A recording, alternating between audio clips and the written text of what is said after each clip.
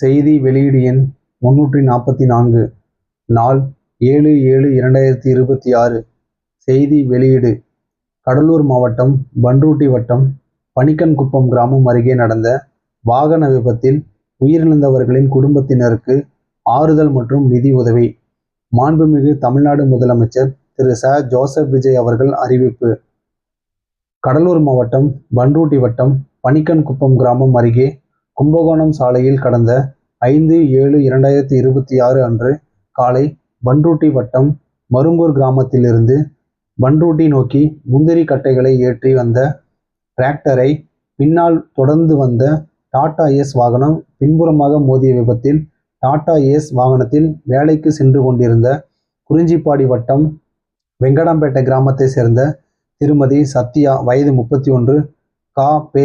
சதீஷ், திருமதி செல்வராணி வயது 58, கா. பெ. சாமிநாதன் மற்றும் கீழூர் மதுரா ஆயிப்பேட்டை கிராமத்தை சேர்ந்த திருமதி காந்திமதி வயது 60, கா. பெ. கோதண்டபாணி, திரு ரவிச்சந்திரன் வயது 58, தா. பெ. ராசாக்கண்ணு ஆகியோர் பலத்த காயமடைந்து உயிரிழந்தனர் என்ற துயரகரமான செய்தியை கேட்டு மிகுந்த வருத்தமும் வேதனையும் அடைந்தேன். இவ்விபத்தில் காயமடைந்து மருத்துவமனையில் அனுமதிக்கப்பட்டுள்ள திரு உக்கரவேல் வயது 48, திரு சந்தோஷ் வயது 37, திருமதி தேவகி வயது 50, திருமதி அஞ்சலை வயது 60, திரு சதீஷ் வயது 35, திருமதி விஜயா வயது 35, திரு சந்திரகுமார் வயது 35 ஆகிய 7 நபர்களுக்கும் மற்றும் லேசான காயமடைந்து மருத்துவமனையில் அனுமதிக்கப்பட்டுள்ள திரு அமாவாசை வயது 50 என்பவருக்கும் சிறப்பு சிகிச்சை அளிக்கவும் உத்தரவிட்டுள்ளேன்.